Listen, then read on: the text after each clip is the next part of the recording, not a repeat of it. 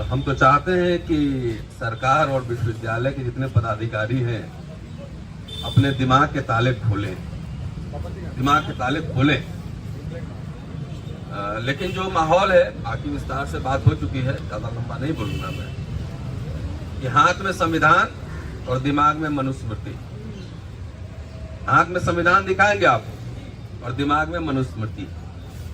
और ये स्पष्ट करने के लिए बहुत ज्यादा दूर जाने की जरूरत नहीं है। दौलत राम कॉलेज, हिंदू कॉलेज और दिल्ली यूनिवर्सिटी में 500 मीटर का ही फासला होगा, आधा किलोमीटर, और दो जगह दो कानून लागू है। अभी मैं देख रहा था इसके मोबाइल में कि सविता रॉय कहीं अमेजन पार्क कहाँ पे, वो विदेश में कहीं घूम रही है, और मुझे लेक्चर एकेडमिक प्रोग्राम में जाना था, लेक्चर देने अम्बेडकर जयंती पे।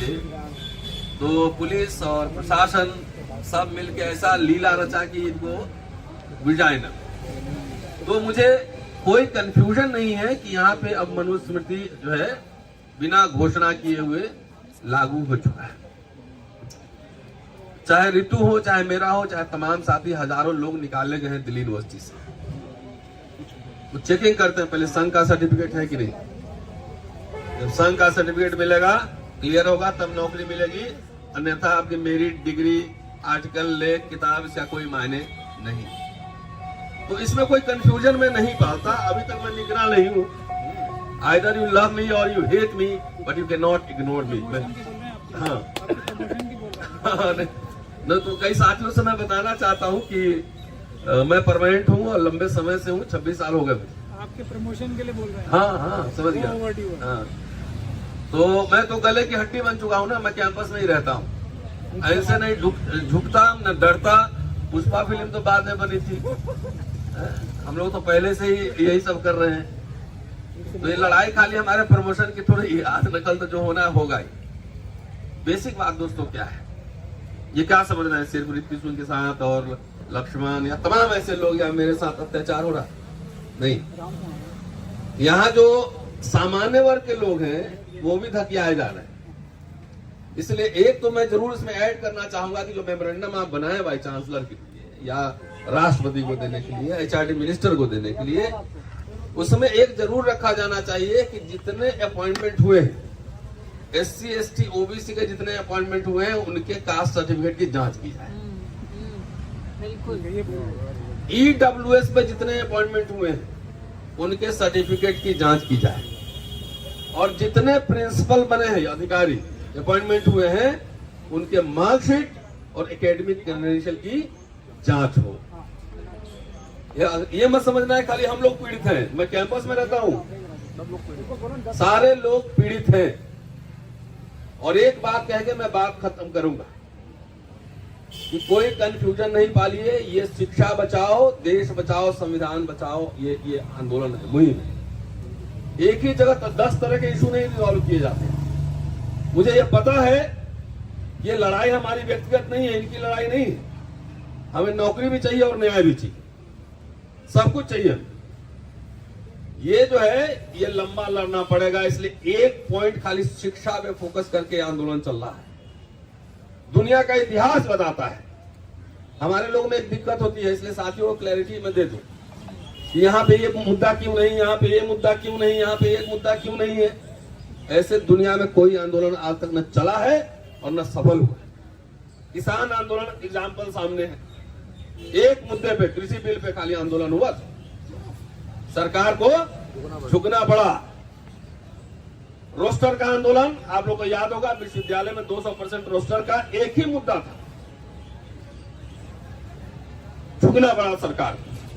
SC, ST एक्ट एक ही मुद्दा था, झुकना पड़ा सरकार।